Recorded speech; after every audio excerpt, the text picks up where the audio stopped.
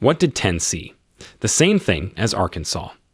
Today, I'm going to recap a 2011 action fantasy film called Thor. A quick warning, there will be major spoilers ahead. Three scientists, Jane Foster, Erik Selvig, and Darcy Lewis, are in the New Mexico desert in a four-wheel drive van, studying an aurora borealis-type phenomenon. Suddenly, a large lightning storm develops and they drive towards it. The van hits a man inside the maelstrom, and they stop. The man, a well-built and handsome blonde, is semi-conscious. A voiceover describes a battle in 900 AD between the Jotuns, the frost giants of Jotunheim, and Asgardians. The Asgardians win, seize the power casket, and return to their realm. The speaker is Odin, talking to his two sons. One the energetic blonde Thor, the other a more thoughtful dark-haired boy named Loki. Odin says both of them are worthy, but only one can be king. Years later, Asgard is having an elaborate ceremony. Thor is now being formally recognized as the crown prince of Asgard. Loki looks on enviously. Before Odin can make the proclamation, alarms go off. There are intruders in the secure rooms that hold the Jotun's power casket. A large destroyer robot kills the intruders and saves the power casket. Examining the remains, Odin seems unperturbed, yet Thor is angry and wants to attack. Odin forbids him. Thor gathers Loki and his close friends Volstagg, Fandral, Hogun, and Sif, and they ride out to the Bifrost Bridge portal. The guardian Heimdall allows them to pass, and the six are transported to the frost giant planet Jotunheim, a frozen, crumbling wasteland. Suddenly, they are confronted by King Laufey, who taunts the Asgardian heroes. More frost giants surround the six and a battle starts.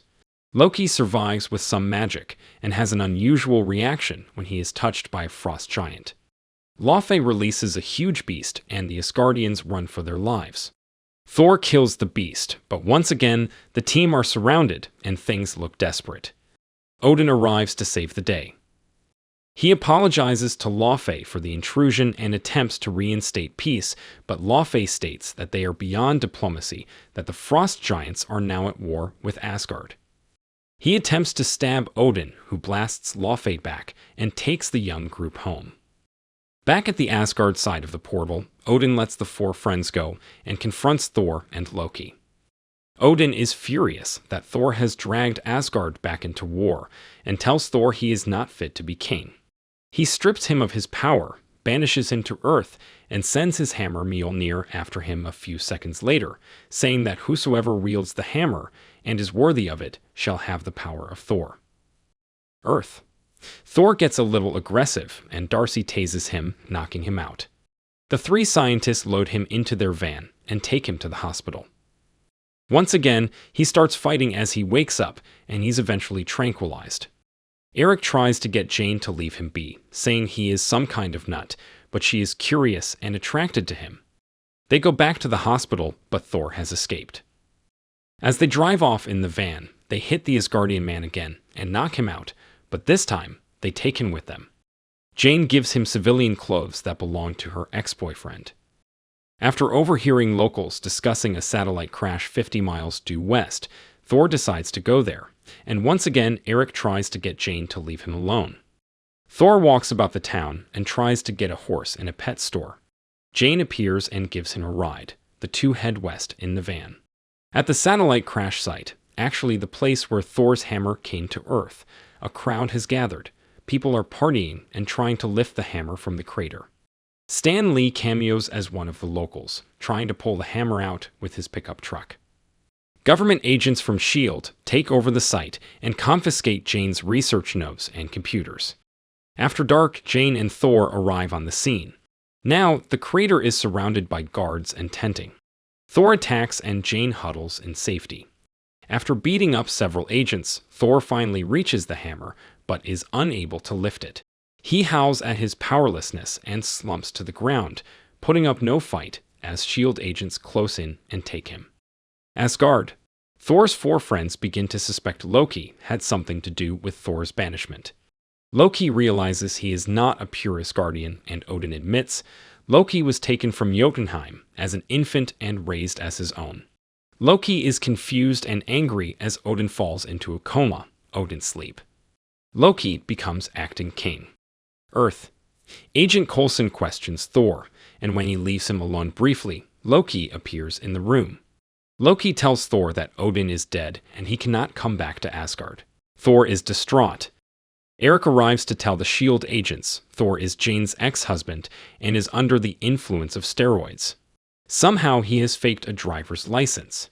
Coulson lets Erik take Thor, who surreptitiously grabs Jane's notebook on the way out. Back in town, Erik takes Thor out for a drink. The two chug Boilermakers and bond. Thor brings the drunk Erik to Jane's trailer. Thor and Jane go to a rooftop to gaze at the stars, and Thor explains the 9 realms and the Bifrost Bridge to Jane. Jane figures the bridge is the theoretical Einstein-Rosen bridge wormhole. Asgard. Loki freezes Heimdall, then meets Laufey. It was Loki who let the frost giants into Asgard to try to retrieve the power casket earlier. He makes a deal with Laufey that he will let them into Asgard again to kill Odin and have their casket, and in return, they will go home in peace. Loki commands the destroyer to go to Earth and kill Thor. The destroyer arrives in the New Mexico desert and starts blasting everything with a heat ray. Thor and the 3 scientists attempt to get everyone away safely. Thor confronts the destroyer and asks Loki to leave the humans alone in return for himself. Loki can see and hear what is going on from Asgard.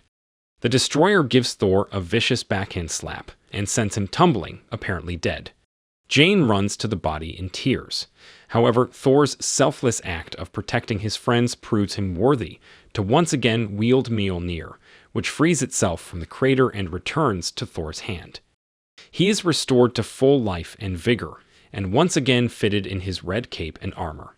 He easily defeats the destroyer and tries to return to Asgard, promising Jane he will return. Asgard. The frost giants invade through the portal, walking past the frozen Heimdall.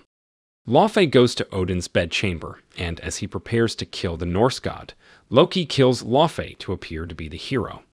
Although frozen, Heimdall is conscious and manages to break free. He brings Thor back to Asgard. Thor flies quickly to fight the frost giants. Loki goes to the Bifrost portal and sets it up to destroy the ice planet Jotunheim.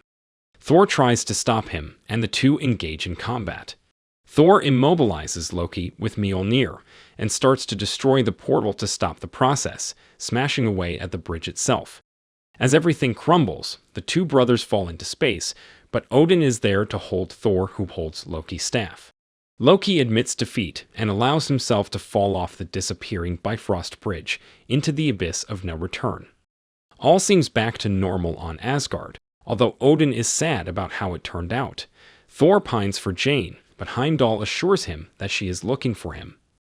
Back on Earth, Jane is in a new lab with new equipment.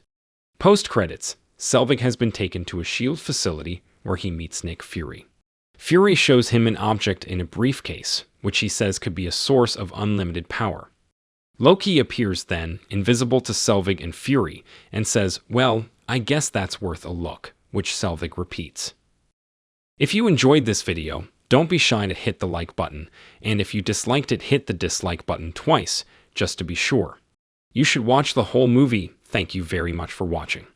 Please subscribe for more video like this.